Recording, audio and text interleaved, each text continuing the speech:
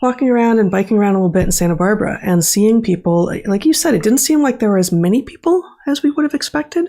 But we were walking in like a dining district where we stopped for cocktails one place, and then we stopped for dinner another place. And people just looked like they were having a good time.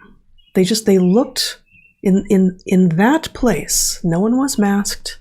There were families out, there were couples out, there were older people out, there were all sorts of people of all the demographic descriptions out, and they just looked to be enjoying themselves. Yes, but you and I may have perceived it differently. Mm-hmm. I did not feel that they were enjoying themselves without the thing that they had been through effectively haunting it, okay. like waiting for the next shooter. In the meantime, we're happy to be out here in the sun. Yeah. But at any moment, I think we have all lost confidence that we will be, free people choosing what we're going to do because we actually know better now.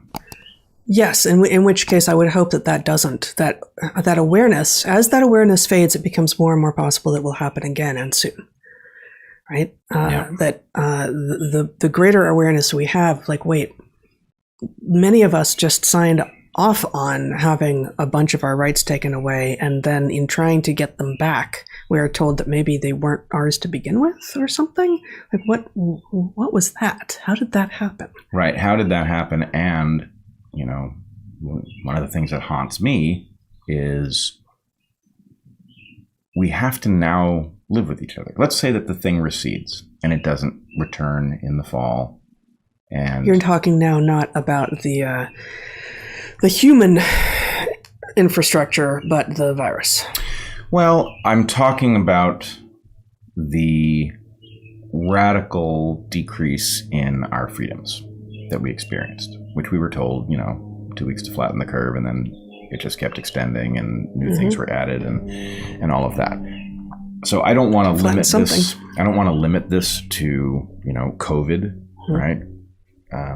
But to the extent that next fall arrives and we do not see a sudden emergency radical constraining of our freedoms. So you're talking about like this northern temperate fall, September shows up. Right. Yeah. Mm-hmm. Should that happen, then we will, for a time at least, have to go back to some sort of normal pattern of interacting, which is on the one hand great, except we have now seen what happens when the thing comes.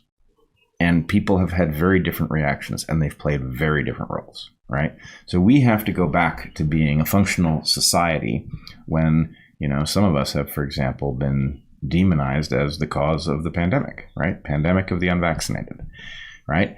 Knowing that your society can do that to you at the drop of a hat, and very wrongly, right?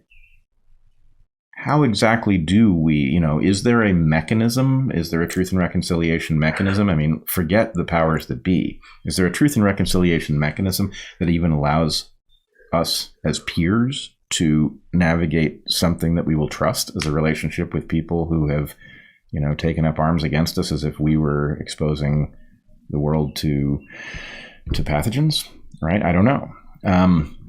But in any case, I think, I hate this, but I think our listeners will hear me struggling to describe some visceral experience of traveling and then interacting with people that, just as pleasant as it is, it's not normal.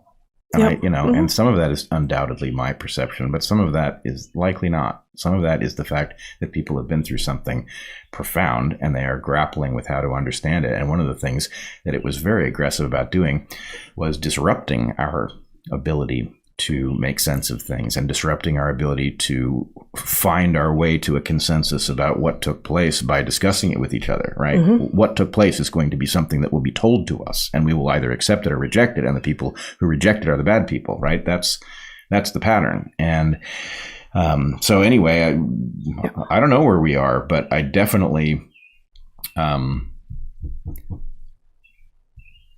it is hard to walk around even in a perfectly delightful place I found Bath surprisingly delightful. I was not, maybe it's just my ignorance and some hole in my education, but I did not realize what Bath was before I got there.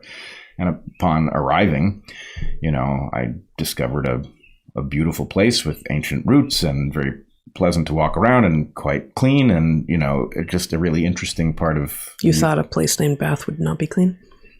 Well, to be honest with you, I did not know that Bath was not all baths are clean, but I did not know that was a literal reference to something. And so I thought it was just some UK township. Mm-hmm. It's not. It's a tourist center. So do you? I do want to talk about DC a bit, but I can save that. I can go out of order chronologically if you want to talk about the conference first. We can do it either way. I mean, mostly at the moment, I'm just remarking on the experience of being elsewhere and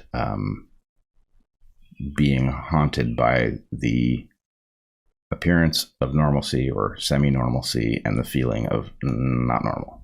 Mm-hmm.